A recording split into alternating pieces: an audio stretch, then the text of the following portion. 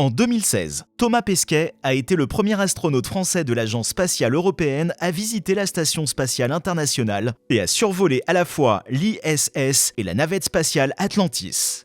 Au cours de ses 10 mois dans l'espace, Pesquet s'est fait connaître pour avoir publié des photographies époustouflantes de la planète Terre sur les réseaux sociaux et a plaidé pour une meilleure gestion de notre planète natale. En fait, il est toujours un astronaute en activité. Pesquet a été affecté de sa première mission à bord de la capsule SpaceX Crew Dragon plus tard cette année.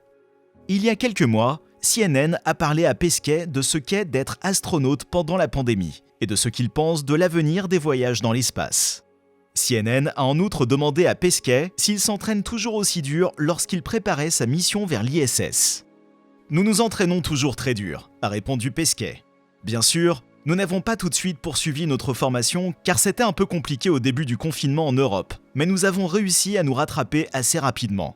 Thomas Pesquet sera le sujet de notre vidéo d'aujourd'hui. C'est quelqu'un de très intéressant pour nous, car il a quand même été le premier astronaute français de l'Agence spatiale européenne à visiter l'ISS et à voler à bord de l'ISS et de la navette spatiale Atlantis. Ceci dit, Pesquet est basé à Cologne, en Allemagne, et pas en France. Si vous avez suivi le fil Twitter de Thomas Pesquet, vous savez qu'il a été affecté à la Station spatiale internationale en novembre. Depuis, il est devenu connu pour avoir publié des photos à couper le souffle de la planète Terre et plaidé pour une meilleure gestion de notre planète natale. Dans une interview avec Christina Warren de Mashable, Pesquet a déclaré « Nous partageons tous une planète. Il est donc vraiment de notre responsabilité de nous assurer qu'elle reste en bonne santé. » L'astronaute s'est également exprimé lors de la conférence sur le climat COP21 à Paris l'année dernière et a exhorté les dirigeants mondiaux à travailler ensemble sur un plan de lutte contre le changement climatique.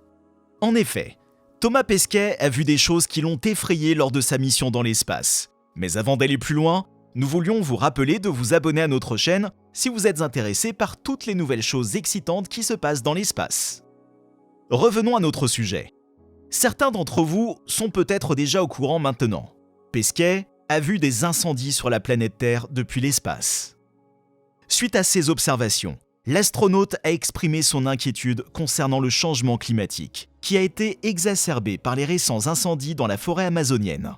« C'est terrible de voir comment ces incendies détruisent notre planète », a-t-il déclaré. « Je me sens impuissant quand je vois cela se produire. » Pesquet a ajouté qu'il se sentait impuissant à regarder les incendies de la forêt brûler depuis l'espace, car il ne pouvait rien faire pour aider à éteindre les flammes directement. « J'ai observé les incendies en Europe », a-t-il dit. « Et je suis vraiment désolé. Cela me rend triste de voir notre planète perdre de sa valeur et devenir brune comme Mars. Je sais que ce n'est pas facile de s'occuper de la Terre d'ici. Mais nous pouvons au moins essayer de faire quelque chose pour sauver notre planète. Nous devons tous travailler ensemble pour sauver notre planète. Ce n'est pas un problème que l'on peut reporter à demain. » Pesquet est également un photographe passionné et a pu documenter les incendies au Portugal à travers son objectif. Il a également publié plusieurs images sur Twitter qui montrent clairement que le réchauffement climatique se produit en ce moment. Il a aussi publié une image de Smokey Bear avec cette légende. Smokey Bear dit « Vous seuls pouvez empêcher les incendies de la forêt. » Mais il est trop tard pour une grande partie du Portugal. En tout cas, ce n'est pas une blague pour lui. Depuis qu'il est revenu sur Terre, Pesquet exhorte tout le monde de lutter contre le changement climatique et le réchauffement climatique.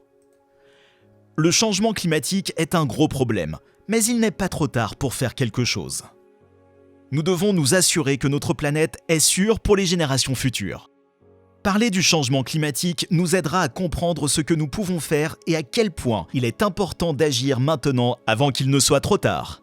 Le changement climatique est causé par les humains qui émettent du dioxyde de carbone dans l'air en brûlant des combustibles fossiles comme le charbon ou le pétrole, lorsqu'ils conduisent des voitures ou volent dans des avions. La pollution de ces carburants provoque le réchauffement climatique en piégeant la chaleur à la surface de la Terre, au lieu de la laisser s'échapper dans l'espace, comme elle le fait normalement la nuit, lorsqu'il n'y a plus de soleil qui brille sur nous. Ce processus se produit également tous les jours pendant la journée en raison du rayonnement solaire. Pesquet dit même que le réchauffement climatique est plus dangereux que nous le pensons. En effet, vous pourriez penser que le réchauffement climatique est un problème pour l'avenir, mais le fait est qu'il affecte déjà notre planète. Pesquet dit qu'en seulement 20 ans, le réchauffement climatique a provoqué une hausse des températures, la fonte des calottes glaciaires et une élévation du niveau des mers. La température moyenne sur Terre a augmenté d'1 degré Celsius depuis le début de la révolution industrielle, dit-il. Ce qui signifie que nous avons déjà subi certains des effets du réchauffement climatique. Le changement climatique ne se soucie pas des frontières ou du système politique, déclare Pesquet. Ça touche tout le monde.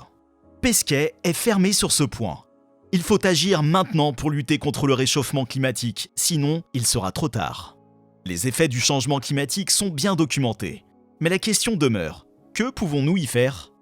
Les effets néfastes du réchauffement climatique commencent de plus en plus à se faire sentir. Il y a juste quelques semaines, des inondations d'une ampleur jamais vue auparavant se sont produites au Pakistan à cause de la fonte des glaces, ce qui a provoqué un excès d'eau et a submergé des villes entières. Des millions de personnes ont dû être déplacées. Les inondations au Pakistan ont été dévastatrices. Les inondations sont bel et bien le résultat direct du réchauffement climatique et du changement climatique. Le peuple pakistanais a plus que jamais besoin de notre aide. Le Pakistan est l'un des pays les plus vulnérables au monde face aux effets du changement climatique. Le système agricole du pays est fragile et sensible aux phénomènes météorologiques extrêmes comme les inondations et les sécheresses. Les Nations Unies estiment que les dommages aux infrastructures et aux cultures s'élèveront à plus de 10 milliards de dollars, ce qui en fait la pire catastrophe naturelle de l'histoire du Pakistan.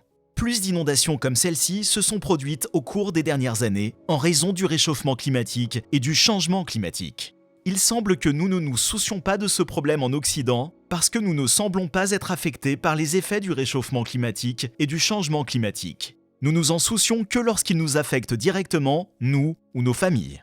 Mais est-ce que ça va durer ?